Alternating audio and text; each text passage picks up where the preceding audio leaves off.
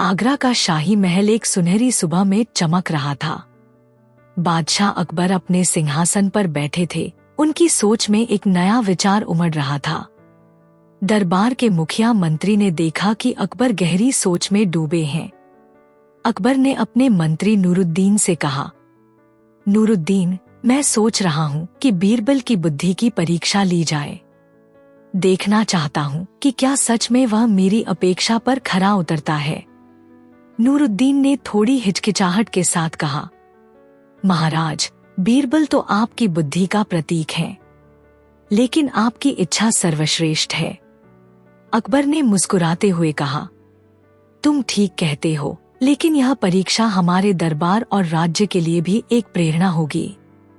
अकबर ने निर्णय लिया कि वह बीरबल को 3 कठिन सवाल पूछेंगे, जिनके जवाब बीरबल को सोच समझ कर देने होंगे। दरबार के कुछ दिनों बाद अकबर ने बीरबल को अपनी अदालत में बुलाया। एक हल्की मुस्कान के साथ उन्होंने कहा, बीरबल, मैं तुम्हारी बुद्धि का परीक्षण करना चाहता हूँ।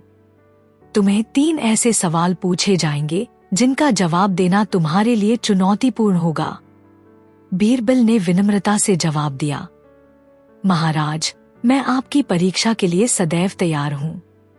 आप जो भी सवाल पूछें, मैं उनकी सही बात बताने का प्रयास करूंगा। अकबर ने अपने दरबारियों को इशारा किया कि वे 3 प्रश्न लाएं। दरबार में सब कौतूहल से भरे थे कि आखिर कौन से सवाल होंगे।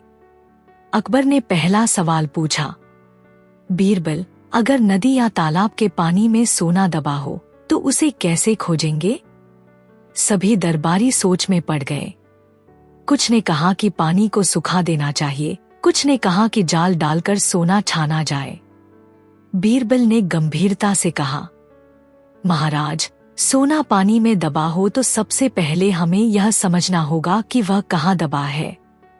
इसलिए मैं नदी के मछुआरों से बात करूंगा, वे नदी के हर हिस्से को जानते हैं। उसके बाद हम जमीन खोदकर सोना निकालेंगे।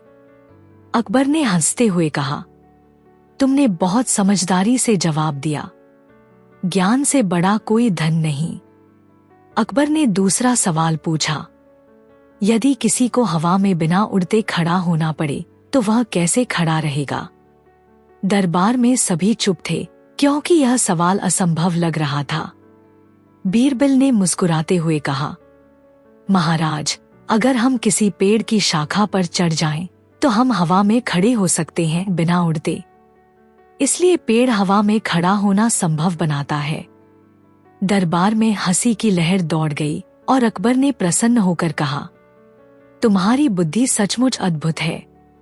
अब अकबर ने सबसे कठिन सवाल पूछा, बीरबल, अंधेरे में बिना कोई मशाल जलाए हम कैसे रोशनी कर सकते हैं? सब दरबारी एक दूसरे को देखने लगे। कोई उत्तर नहीं दे पाया। बीरबल ने गंभीर स्वर में कहा, महाराज, सबसे सरल तरीका है कि हम चांदनी रात में बाहर निकलें, वहां प्रकृति स्वयं हमें प्रकाश देगी। इसके अलावा सच्चा ज्ञान और बुद्धि ही हमारे जीवन का सबसे बड़ा प्रकाश है।